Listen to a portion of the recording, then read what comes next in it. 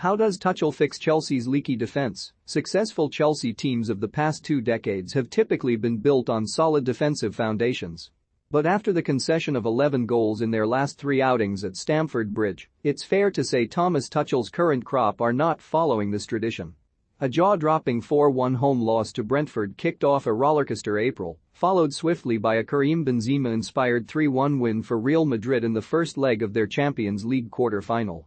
And though results away from home, a 6-0 thrashing of Southampton, nearly a miracle comeback against Real in the Bernabeu and progress to the FA Cup final against Crystal Palace, have offered comfort, Wednesday night's 4-2 loss to Arsenal has again offered cause for defensive concern. We've seen a litany of individual mistakes, discomfort from some players at Tuchel's 3-at-the-back system and occasions when the fundamentals of defending, such as don't all chase the man with the ball, have been plain forgotten. The result has been a succession of horror shows at the back followed by a whole load of arm-waving, finger-pointing and recriminations as the opposition run off to celebrate. There would have been upheaval in the Chelsea backline this summer regardless of these latest aberrations, but now the need for reinforcements looks even more pressing. Antonio Rudiger is out of contract in the summer and has been linked with a host of top-level European clubs. He has reportedly set a deadline of the end of this month to resolve the situation, putting the pressure on Chelsea to draw up an improved contract offer. Andreas Christensen, meanwhile, is expected to sign for Barcelona once the window opens and, on the strength of Twitter feeling during the Arsenal defeat, he won't be missed by Chelsea fans. Captain Cesar Azpilicueta may also depart once the season ends, despite a 1-year contract extension until summer 2023 having been triggered, leaving Chelsea with 3 big gaps at the back. His angry confrontation with a fan after the final whistle on Wednesday may hasten that departure. The uncertainty over the club's ownership, following the sanctions on Roman Abramovich as a result of the Ukraine war, only adds a further layer of complexity to shoring up this leaky defense ahead of next season.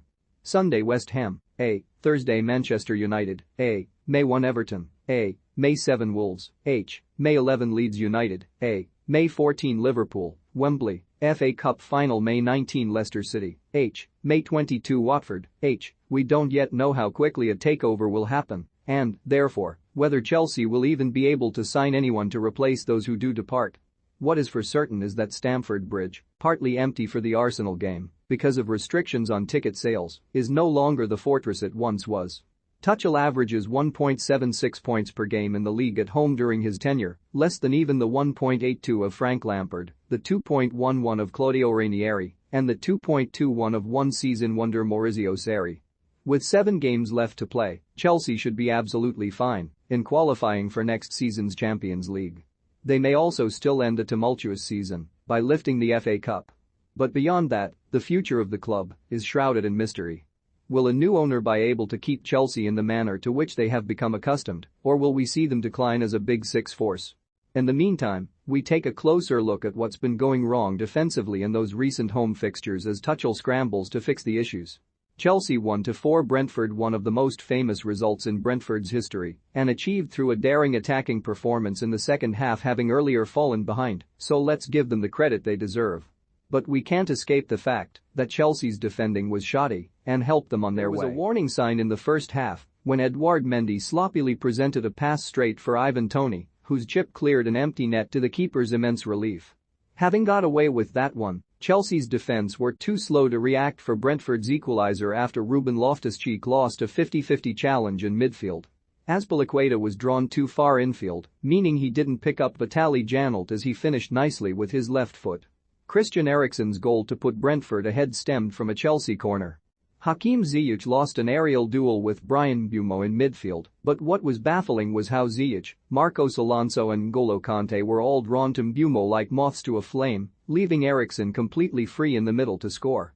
Janelt's second goal, the third Chelsea had conceded in the space of just 10 minutes, came after Rudiger messed up an offside trap by not stepping out, allowing Janelt to receive a Toney pass and chip Mendy.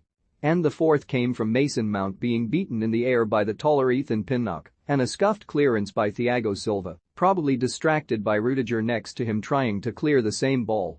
Thiago's hack went straight to Yoane Wissa, who rifled home to cap a miserable afternoon for Chelsea. Chelsea 1-3 Real Madrid. The night Chelsea were destroyed by the brilliance of Karim Benzema, but were complicit in their own downfall. All 3 goals were situations they might have dealt with better.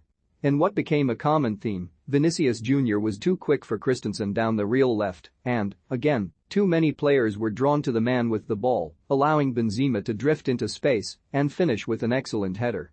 Rudiger is culpable in not reading the danger to come across and intercept Benzema, but, in his defense, he expected the cross to be cut off and the striker not to generate so much power with his header. Benzema's second, just 3 minutes later, saw him drift in between Christensen and Thiago to meet a superb cross by Luka Modric. And his third was simply a gift, with Mendy underhitting a pass to Rudiger 40 yards from his goal line. That absolute howler allowed Benzema to steal in and roll the ball into an empty net.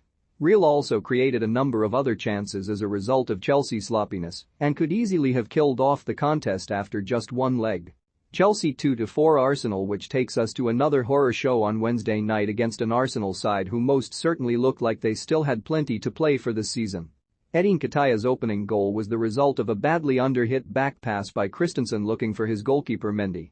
It allowed the quick Arsenal striker the chance to steal in, and Malang Sarr, deputizing for the injured Rudiger, wasn't able to cut him off. Emile Smith-Rowe's goal was the result of a slick Arsenal break, but their third, also scored by Nketiah, happened after a poor Azpilicueta pass 10 yards inside his own half presented the ball to Nuno Tavares. Nketiah then spun Thiago far too easily on the edge of the box, and, a couple of ricochets off the hapless Sarr later, Arsenal had the lead for the third time. A poor night for Azpilicueta was capped by his daft shove on Bukayo Saka nowhere near the ball to concede the penalty for Arsenal's fourth. So once again, shoddy defending let Chelsea down at Stamford Bridge in what is becoming a familiar theme. It's all the more baffling in the context of better defensive displays on the road. Tuchel faces an unenviable task in getting top performances out of players who see themselves leaving the club in just a few weeks' time. But given a hugely difficult season can still end with a top 4 finish and an FA Cup run, Tuchel will hope to rediscover a bit of solidity in the games that remain.